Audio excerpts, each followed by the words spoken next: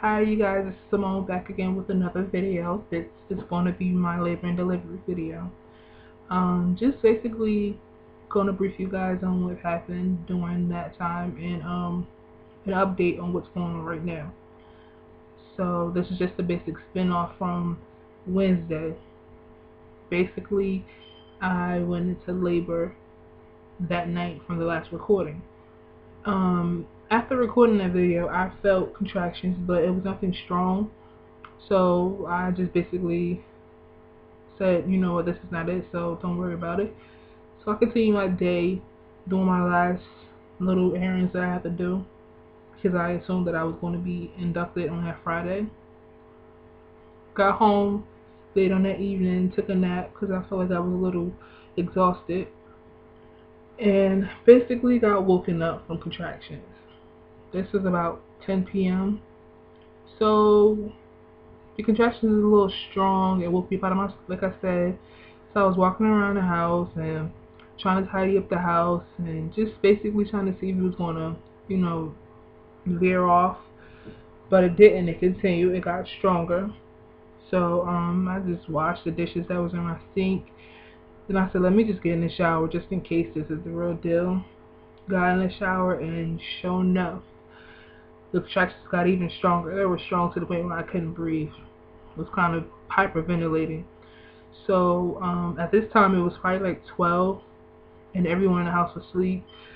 So as I was getting out the shower, I was trying to dry myself off and saw a little blood. So at that point I called for my husband and told him that, get ready, it's time to go to the hospital. This is it. So got dressed, we both got dressed and we headed over to the hospital. Went to the emergency room and the contractions were so strong to the point where I couldn't talk. So they rushed me upstairs to labor and delivery. Labor and delivery put me into the triage room and checked me. They checked me and said that I was 3 centimeters and 50% effaced. And they said you're getting admitted, so make all your phone calls because today is a day. This is about 1:30. 1:30, I'm over in the labor and delivery room and they put the monitors on me and basically, the monitor to hear the heartbeat, make sure that it's, at the right speed that it's supposed to be at. And baby Zayne heartbeat started to drop. And it went from doof, doof, doof, doof, doof, the typical sound, so doof, doof, doof, doof. And from that point, it was like, mommy, lay on your right side. So I laid on my right side, and the heartbeat didn't, increase. So they said, go to your left side. And then the heartbeat increased a little bit. So they said, mommy, stay on your left side, because maybe he's laying on his umbilical cord. So I stayed there for a little while, and it decelled again. And at that point, she came back in, the doctor came back in and said that if it decelled one more time, we wanted to do a C-section. At this point, I'm like, whoa, like, I didn't come to have a C-section. I came to have a vaginal. She said, well, this is what's going to happen if it happened again. So I'm laying down for a couple more minutes, and it happened again. It decelled again. Doof, doof, doof, doof, doof. That was the scariest sound I heard since being in the hospital or whatever. So at that point, they ran in and they said, Mom, we're going to do a C-section because it's decelling too many times. So they came in, they rushed and prepped me for C-section, catheter, shave, because at this point I'm like 9 months pregnant and can't see my stomach, can't see under my stomach, can't see nothing down there. So I just said, forget shaving. And then all I know is that, tears is running down my face, and I didn't even get a chance to register, like, this is happening, I'm getting major surgery. So they wheeled me down to the OR, and at this point, I'm laying down on the bed that they had me on, and the anesthesia said, to gradually move yourself to the other bed where you want to have the operation at, so he can do the spinal tap for me to get numb. And everyone that complained about the epidural or the spinal tap said that it hurt. It didn't hurt for me. It felt like a little pinch, and then my legs went numb. And then they said lay down, because of course they wanted you to lay down before your legs go completely numb. I did that, and they put the drapes up so I can see over. And at this point, I started smelling burnt, like I guess it's burnt flesh, because I don't know, I never smelled burnt flesh before, but I would assume that is that. And my husband came and sat down, and he sat behind me, rubbing my shoulders, because at this point my hands are bound, my legs are straight, or whatever. So, then within like 3 or 4 minutes, all I see is blue scrubs run past me, and didn't hear no baby cry and like that. And my husband went behind her, and I would assume that was them running my baby, and I didn't hear no cry, no nothing, didn't get a chance to see him.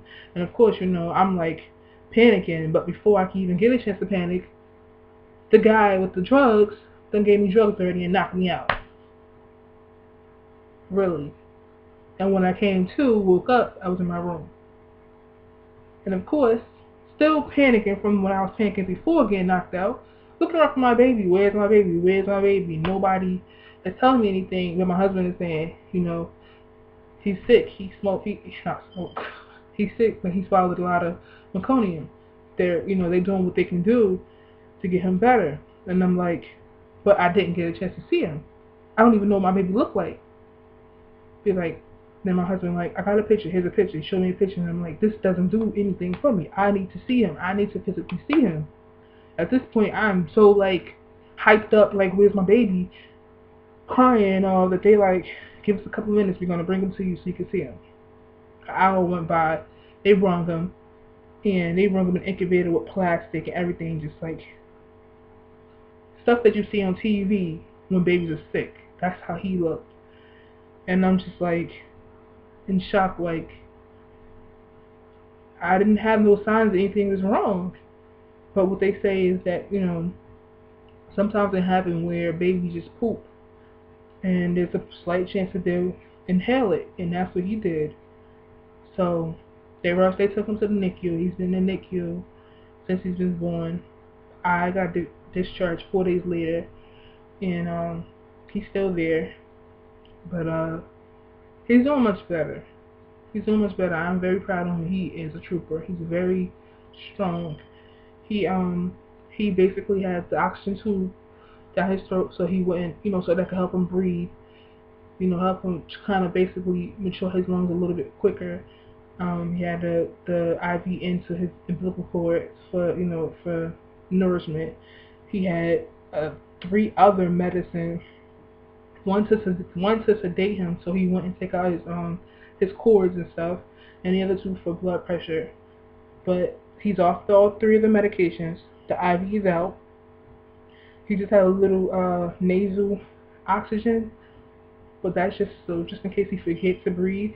But he's doing much better. He's doing a lot of breathing on his own. He's probably doing 2-3% of the machine. Right now we're just focusing on feeding him through the bottle. He's not doing too well on that part. He's gradually, like they said, he went through a great ordeal.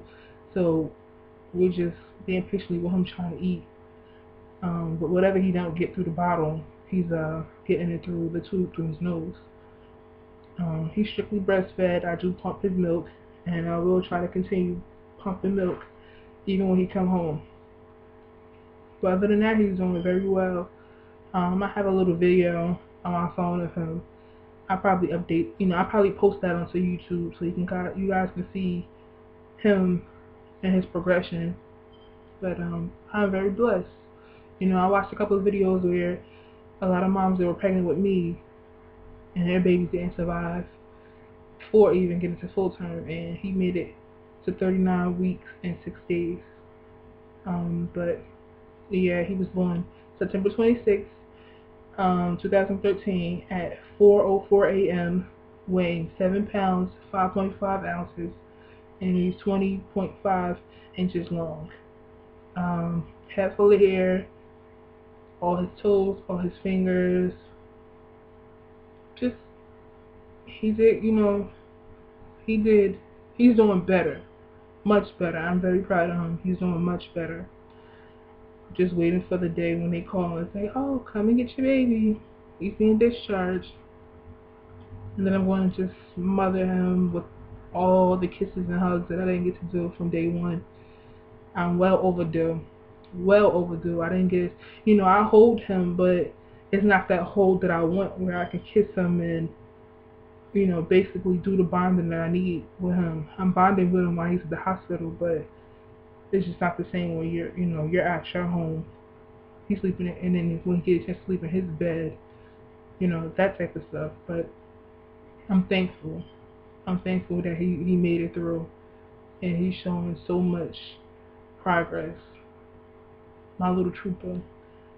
But this is my labor and delivery story and a little update on him. Like I said, I had a C-section.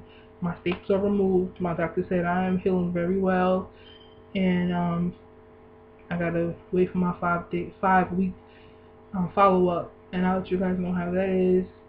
I wish or a belly shot, but C-section, nope.